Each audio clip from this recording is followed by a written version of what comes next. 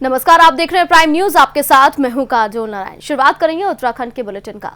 उत्तराखंड में पर्यावरण को लेकर त्रिवेंद्र सरकार गंभीर है। त्रिवेंद्र सरकार ने एनजीटी के जरिए जारी किए आदेशों का पालन करने के लिए बड़ा कदम उठाया है, जिसके तहत प्रदेश के हर जिले में पर्यावरण से संबंधित एक समिति गठित की जाएगी। जिन राज्यों में गंगा बहती है उन राज्यों में मुख्य सचिव की अध्यक्षता में एक पर्यावरण सेल होगा। इस बात की जानकारी उत्तराखंड के मुख्य सचिव ओम प्रकाश ने प्रेस कॉन्फ्रेंस के माध्यम से दी। ओम प्रकाश ने बताया कि गंगोत्री से ऋषिकेश तक का पानी पीने लायक है और ऋषिकेश से हरिद्वार से आगे जहां तक राज्य की सीमा है वहां तक पानी नहाने के लिए बेहतर है। उन्होंने कहा है कि सरकार प्रयास कर रही है कि हरिद्वार में आयोजित होने वाले कुंभ मेले तक पानी शुद्ध बना रहे।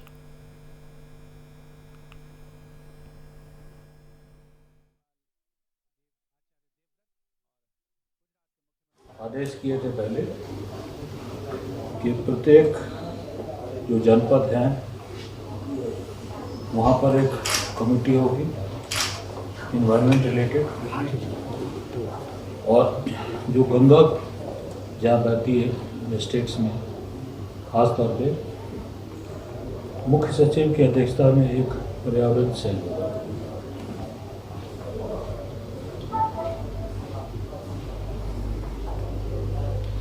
पर्यावरण सेल यहाँ गठित हो चुका है कुछ दिनों पहले,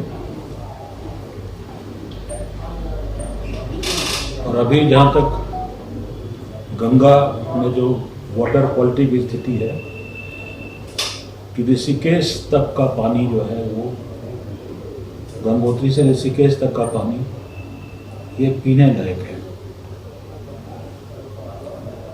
और ऋषिकेश से हरिद्वार के आगे तक जहाँ तक राज्य की सीमा है वहाँ का पानी नहाने लायक है।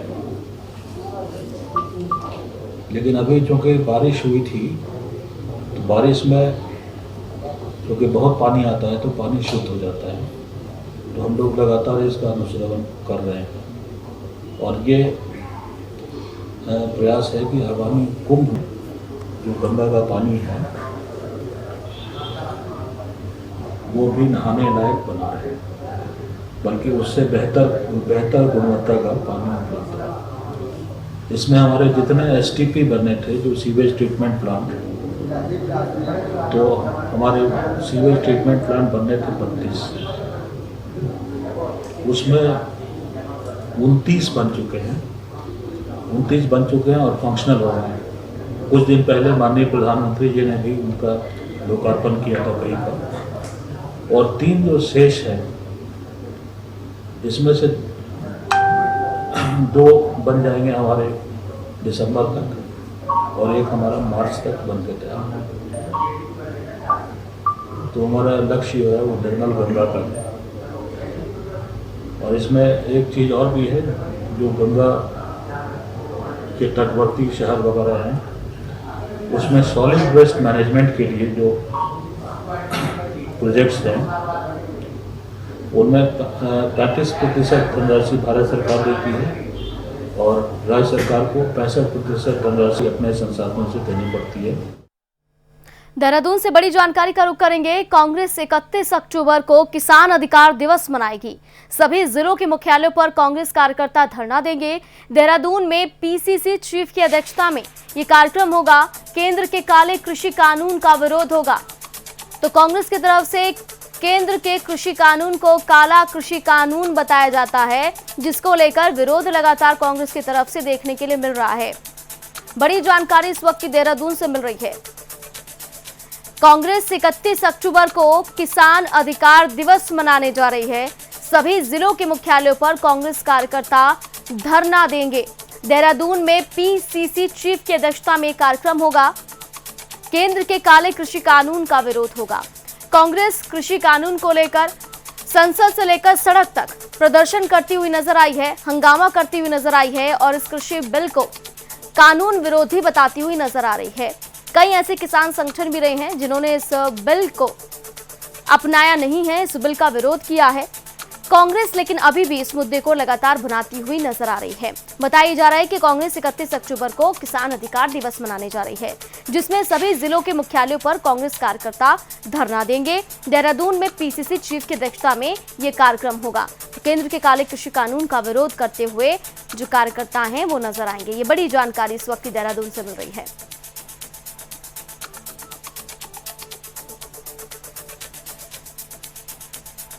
कृषि बिल को लेकर लगातार कांग्रेस का विरोध जारी है और अभी भी ये मुद्दा गरमाया हुआ है। उत्तराखंड में अगर हम देखें तो कांग्रेस इस मुद्दे को और ज्यादा बनाने की कोशिश कर रही है।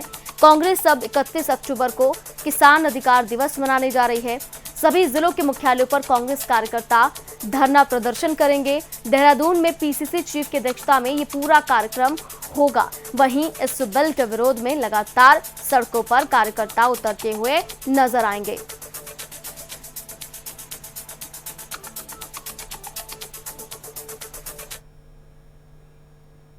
डोईवाला दौरे पर रहेंगे सीएम त्रिवेंद्र सिंह रावत। निर्माण विकास योजनाओं का करेंगे निरीक्षण। 4 बजे कार्यकर्ताओं से मुलाकात भी कर सकते हैं। ये बड़ी जानकारी इस वक्त की। डोईवाला दौरे पर रहेंगे सीएम त्रिवेंद्र सिंह रावत। निर्माणाधीन विकास योजनाओं का निरीक्षण करेंगे।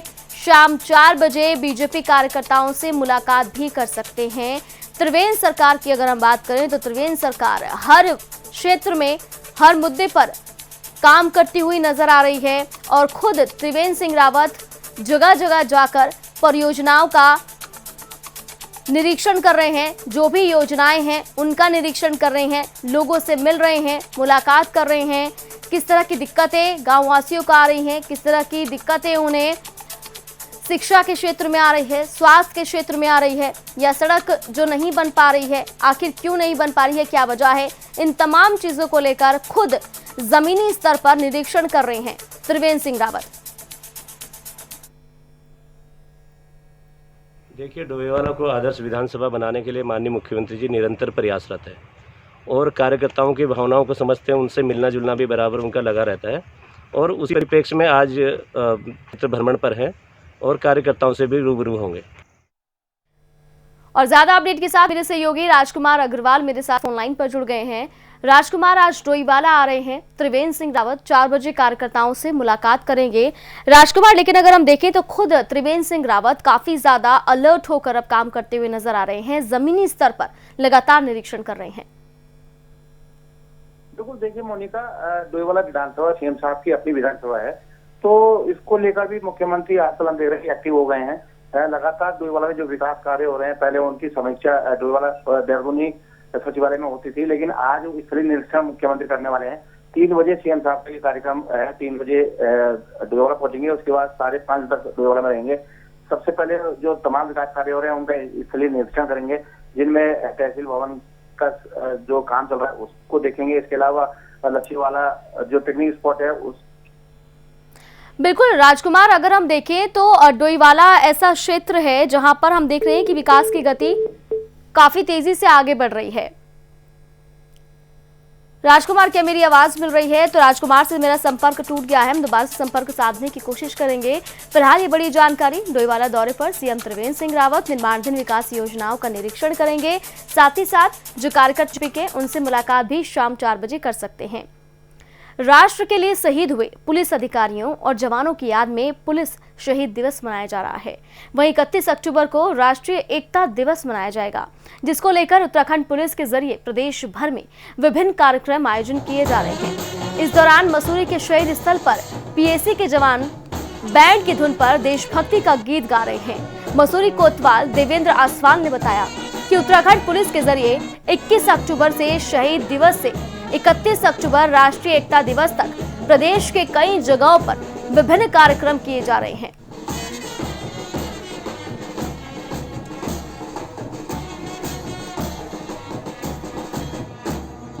21 अक्टूबर को हमारा जो है इसमें पुलिस स्मृति दिवस मनाया जाता है।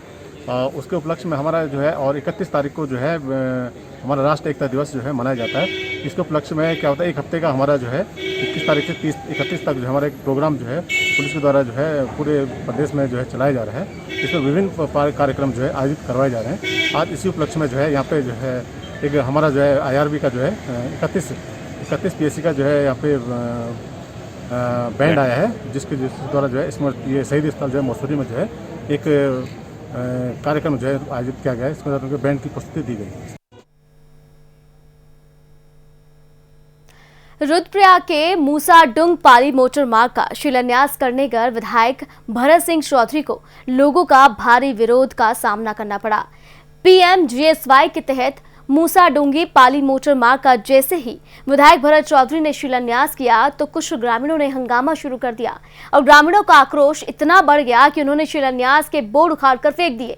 ग्रामीणों की मांग थी कि जेली गांव के ऊपर से सड़क ले जाने के बजाय सिमली से पाली गांव तक ले जाई जाए, क्योंकि उनका गांव पहले से भी सड़क के कारण भूस्खलन की जद में है और नई रोड बनने से गांव के अस्तित्व को और ज्यादा खतरा हो जाएगा, जिसको लेकर विधायक भरत चौधरी तैयार नहीं थे। इसीलिए उन्होंने यहां पर शिलान्यास करने की कोशिश की, लेकिन ग्रामीणों ने उन्हें शिलान्यास करने नहीं दिया। यहां पर ग्रामीणों का जमकर विरोध करते हुए नजर आए हैं और ग्रामीणों का गुस्सा देखते ही बन रहा था। जो भी बोर्ड यहां पर लगाए गए थे वो ग्रामीणों ने उखाड़ कर फेंक दिए। ये तस्वीरें आप देख रहे हैं जहां पर मूसाडुंगी पाली मोटर मार्ग का जैसे ही विधायक भरत चौधरी ने शिलान्यास किया, कुछ ग्रामीणों ने हंगामा शुरू कर दिया। आक्रोश इतना बढ़ गया कि शिलान्यास के बोर्ड उखाड़कर फेंक दिए गए। ग्रामीणों की मांग थी कि जोली गांव से ऊपर से सड़क ले जाई जाए, बल्कि इसके अलावा दूसरी जगह सड़क बनाई जाए ताकि उनका गांव बच सके, क्योंकि पहले भी सड़क बनी थी जिसकी वजह से भूस्खलन के जो खतरे हैं वो और ज्यादा बढ़ गए थे। नई रोड बनेगी तो गाँव का अस्तित्व मिट जाएगा, गाँव के लिए बहुत खतरा है। लेकिन विधायक इस बात को नहीं मान रहे थे। लेकिन ग्रामीणों के आक्रोश के सामने यहां पर विधायक शिलान्यास नहीं कर पाए, उन्हें उल्टे पांव लौटना पड़ा।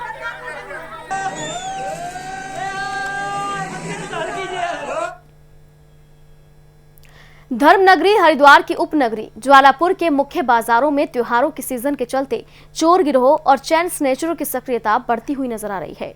इलाके में चोर गिरोह बड़े शातिराना तरीके से दुकानों पर चोरी की घटना को अंजाम दे रहे हैं और स्नेचर बड़े आराम से महिलाओं को निशाना बना रहे हैं। ताजा मामला ज्वालापुर कोतवाली से 500 मीटर दूर का है, जहां दुकान में भारी भीड़ का फायदा उठाकर दो शातिर चोरों ने दुकान मालिक के कीमती मोबाइल पर हाथ साफ कर दिया। चोरी की पूरी घटना दुकान में लगे सीसीटीवी कैमरे में कैद हो गई। हरिद्वार की तस्वीरें आप देख रहे हैं। शहर में लगातार चोरी की घटनाएं बढ़ती जा रही हैं। त्योहारों के सीजन में चोर गिरोह और ज्यादा सक्रिय हो जाता है। दुकानों में चोरी की घटनाएं बढ़ रही हैं, तो वहीं महिलाएं जब भी कोई कीमती गहने पहनकर निकलती हैं तो उनके साथ स्नैचिंग की घटनाएं भी हो जाती हैं, जिसकी वजह से जो हरिद्वार के लोग हैं काफी ज्यादा गुस्से में भी है और काफी ज्यादा परेशान भी है, डरे और सहमे रहते हुए नजर आते हैं।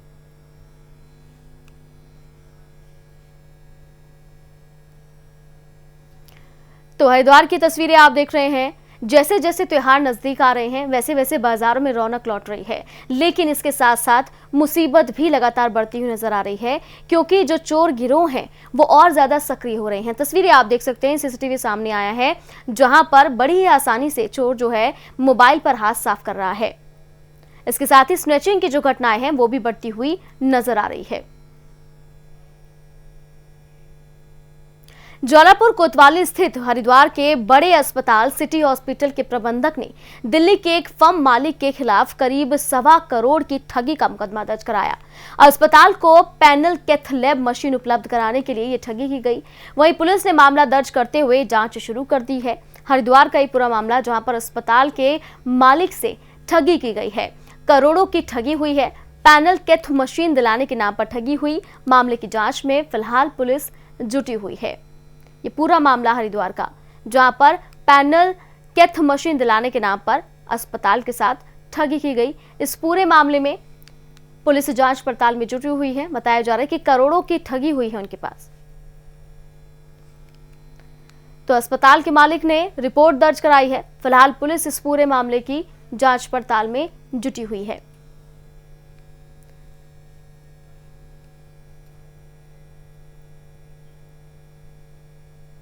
गदरपुर के दिलीप नगर में एक युवती ने अज्ञात कारणों के चलते फांसी लगा ली। ग्रामीणों का कहना है कि युवती कुछ समय से डिप्रेशन में चल रही थी। वहीं सूचना पर पहुंची पुलिस ने शव को पोस्टमार्टम के लिए भेज दिया है। गदरपुर का पूरा मामला, जहां पर एक युवती ने फांसी लगाकर खुदकुशी कर ली। बताया जा रहा है कि कुछ समय से युवती काफी डिप्रेशन में चल रही थी, काफी परेशान थी और आखिरकार उसने फांसी का फंदा लगाकर आत्महत्या कर ली। फिलहाल पुलिस ने शव को पोस्टमार्टम के लिए भेज दिया है। पूरे मामले की जांच पड़ताल में जुटी हुई है। गदरपुर का पूरा मामला, जहां पर युवती ने फांसी लगाकर खुदकुशी कर ली। पूछताछ में पता चला है कि काफी समय से जो युवती है वो डिप्रेशन में चल रही थी, काफी परेशान थी। पुलिस ने शव को अपने कब्जे में लिया, पोस्टमार्टम के लिए भेज दिया है और जो युवती के परिजन हैं उनसे पूछताछ की जा रही है। तो गदरपुर का ये पूरा मामला है जहां पर एक युवती ने फांसी का फंदा लगाकर खुदकुशी कर ली, जिसके बाद सूचना मिलते ही पुलिस मौके पर पहुंची। पुलिस ने छानबीन की तो पता कि युवती काफी दिनों से परेशान थी, यानी कि डिप्रेशन में चल रही थी, जिसके चलते उसने खुदकुशी की है। लेकिन अभी तक ये साफ नहीं हो पाया है क्या कोई ऐसा सुसाइड नोट बरामद हुआ है या नहीं। परिजनों की तहरीर पर फिलहाल जांच पड़ताल की जा रही है।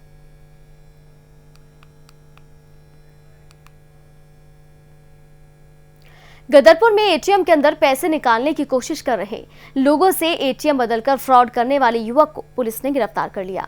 आपको बता दें कि क्षेत्र के कई लोग इनके चुंगल में आकर कई बार पैसे गंवा चुके हैं। थाना अध्यक्ष अरविंद चौधरी ने बताया है कि पिछले कुछ समय से कई शिकायतें आ चुकी हैं। इसमें से जो लोग एटीएम के अंदर पैसे निकालने के लिए गए होते हैं उनको बातों में उलझाकर पासवर्ड और एटीएम ले लेते थे, इन लोगों के अकाउंट से पैसे निकाल लेते थे। कई लोग शिकार हुए हैं इनका, लेकिन आखिरकार ये जो आरोपी है वो पुलिस की गिरफ्त में आ गया है। गदरपुर का ये पूरा मामला जहां पर एटीएम फ्रॉड करने वालों को पुलिस ने दबोच लिया है। लोगों को बातों में उलझाकर उनके ही एटीएम कार्ड से पैसे निकाल लिया करते थे और रफू चक्कर हो जाते थे। पुलिस काफी दिनों से इनकी तलाश कर रही थी क्योंकि काफी शिकायतें इनकी मिल रही थी और आखिरकार पुलिस के हत्थे ये आरोपी चढ़ गया है। फिलहाल इससे पूछताछ की जा रही है कि इसका गिरोह जो है वो कहां पर फैला हुआ है। गदरपुर का एक पूरा मामला है जहां पर एटीएम फ्रॉड करने वालों को पुलिस ने दबोच लिया है। दरअसल ये एटीएम मशीन के पास जाकर जो भी लोग पैसे निकाल रहे होते थे उन्हें बातों में उलझा लेते थे, उनके ही एटीएम कार्ड से उनका पिन नंबर मांग के पैसे निकाल लिया करते थे और वहां से रफू चक्कर हो जाया करते थे और आसपास के लोगों को पता भी नहीं चलता था। कई बार पता चला तो पुलिस में शिकायत की गई, पुलिस भी सक्रिय हो गई और आखिरकार इसको गिरफ्तार कर लिया गया।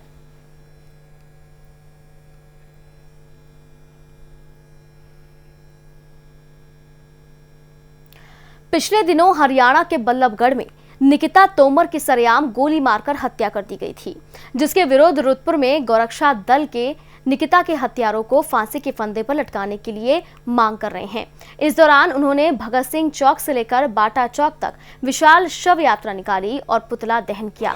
तो बल्लभगढ़ की जो आवाज है वो रुद्रपुर तक पहुंच गई है। निकिता तोमर की हत्या कर दी गई थी, गोली मारकर, गले से सटाकर उसे गोली मारी गई थी, जिसका वीडियो भी काफी ज्यादा वायरल हुआ था, जिसके बाद देश में निकिता के लिए इंसाफ की लहर दौड़ पड़ी है। रुद्रपुर में भी गौरक्षा दल ने शव यात्रा निकाली, निकिता तोमर के आरोपियों को फांसी देने की मांग कर रहे हैं। कुछ दिन पहले बल्लभगढ़ में निकिता की गोली मारकर हत्या कर दी गई थी, जिसके बाद इस पूरे मामले ने तूल पकड़ लिया था।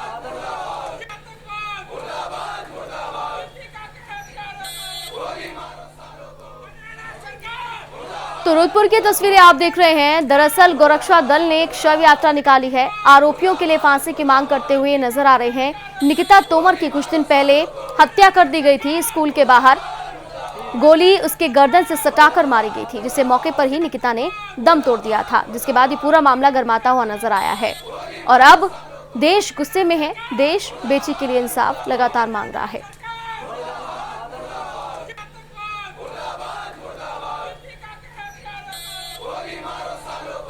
तो रुद्रपुर की तस्वीरें आप देख रहे हैं, काफी हंगामा करते हुए लोग नजर आ रहे हैं। पुतला दहन इन्होंने किया है, शव यात्रा निकाली है।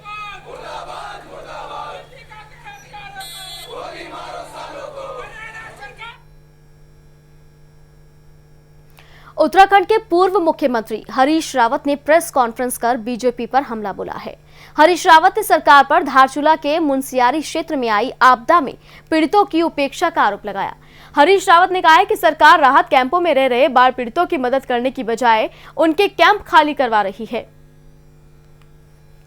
तो एक बार फिर से हरीश रावत ने प्रदेश सरकार पर निशाना साधा है। उन्होंने कहा कि सरकार लगातार आपदा पीड़ितों की अनदेखी कर रही है और पीड़ितों की मदद ना करके उनके कैंप खाली करवाए जा रहे हैं। इस तरह के आरोप हरीश रावत ने प्रदेश सरकार पर लगाए हैं।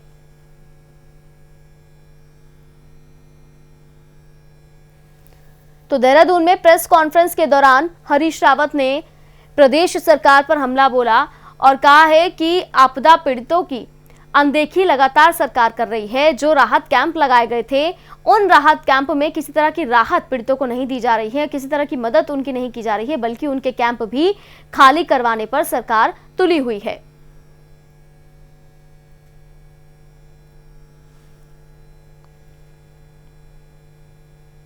जोशीमठ में एक बार फिर से भालुओं का आतंक देखने के लिए मिल रहा है। कूड़ा डंपिंग जोन में आधा दर्जन भालू जो हैं वो दावत करते हुए दिखाई दिए हैं। भालुओं के कूड़ा घर में दावत उड़ाने की वीडियो वायरल हो रहे हैं। चेकपोस्ट से महज कुछ दूरी पर डंपिंग जोन है। वन विभाग की क्यूआरटी टीम फाइलों में गश्त कर रही है, लेकिन हकीकत क्या है वो इन तस्वीरों में कैद है। ग्रामीण भालू के आतंक से काफी परेशान है। कई बार भालू जो हैं वो हमला कर चुके हैं लोगों पर। ये तस्वीरें डंपिंग जोन में भालुओं की दावत की वीडियो वायरल हो रहे हैं। ये देखिए, एक नहीं, दो नहीं, 3-4 भालू यहां पर नजर आ रहे हैं। ये वीडियो सोशल मीडिया पर तेजी के साथ वायरल होता हुआ नजर आ रहा है। जोशीमठ में अभी भी भालुओं का आतंक बरकरार है। भालुओं के कूड़ा घर में दावत उड़ाने की वीडियो वायरल हो रही है। एक बार फिर से भालू यहां पर काफी संख्या में दिखाई दे रहे हैं। एक नहीं, दो नहीं, 3 से 4 भालू, यानी कि भालुओं का झुंड कहा जा सकता है, यहां पर मौजूद है। वहीं यहां पर विभाग की तरफ से कहा जा रहा है कि वो लगातार गश्त कर रहे हैं, वो लगातार कोशिश कर रहे हैं, लेकिन हकीकत क्या है वो इन तस्वीरों में आपको दिखाई दी जाएगी। वहीं ग्रामीण भालुओं के आतंक से काफी परेशान हैं, क्योंकि बीते कई दिनों से हम देख रहे हैं कि भालू जो हैं वो ग्रामीणों पर हमला कर रहे हैं। कई बार हमला इतना खतरनाक होता है कि ग्रामीणों की जान तक चली जाती है, जिसके बाद जोशीमठ के इस तरह की तस्वीरें सामने आना अपने आप में बहुत बड़ी बात है, क्योंकि ग्रामीण वैसे ही डरे हुए हैं और अब ग्रामीणों में और ज्यादा दहशत देखने के लिए मिल रही है।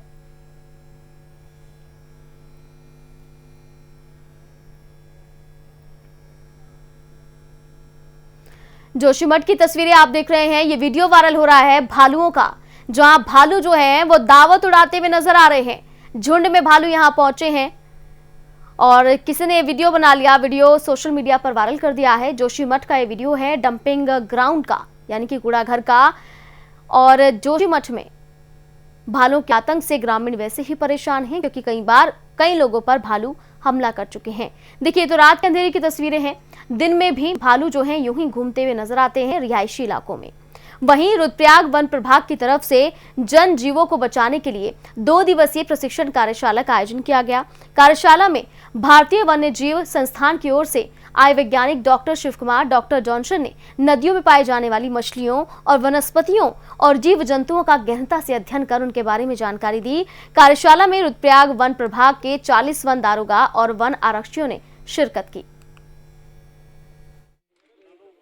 इस प्रशिक्षण में रुद्रप्रयाग वन प्रभाग के 40 वन दरोगा और वन आरक्षियों को उनके द्वारा जो मछलियों की विभिन्न प्रजातियां जो अलकनंदा और मंदाकिनी नदी में पाई जाती हैं उनके बारे में जानकारी दी गई। साथ ही साथ जो नदियों के किनारे जो वनस्पतियां और जीव जंतु होते हैं तो उनके बारे में भी प्रशिक्षण में उनको जो है जानकारी दी गई। इस प्रशिक्षण का एक मुख्य उद्देश्य ये भी था कि जो हमारी जलीय प्रजाति हैं, जो मछलियों की प्रजातियां हैं, जो नदी किनारे पाए जाने वाले अन्य वनस्पतियां एवं जीव जंतु हैं, उन पे आजकल के जो परिदृश्य में क्या क्या जो दुष्प्रभाव पड़ रहे हैं, चाहे वो जलवायु परिवर्तन की वजह से हो, चाहे वो इन घाटियों में हो रहे निर्माण कार्यों से जो उत्सर्जित मलबा होता है उनसे हो, चाहे वो जो अवैध खनन कई जगह जो रेत और बजरी का किया जाता है उनसे हो। तो इन सभी मुद्दों पे जो एक्सपर्ट्स थे उनके द्वारा बहुत अच्छी वैज्ञानिक उस पर जो है जानकारी दी गई। इसको आगे ले जाते हुए हमारे वन प्रभाग द्वारा नमामि गंगे योजना के अंतर्गत एक वृहद कार्य योजना बनाई गई है और जिसे भारत सरकार नमामि गंगे परियोजना में भी जिसको अनुमोदित किया गया है। और इसी के साथ फिलहाल खबरों में इतना ही। बाकी खबरों के लिए आप देखते रहिए प्राइम न्यूज़।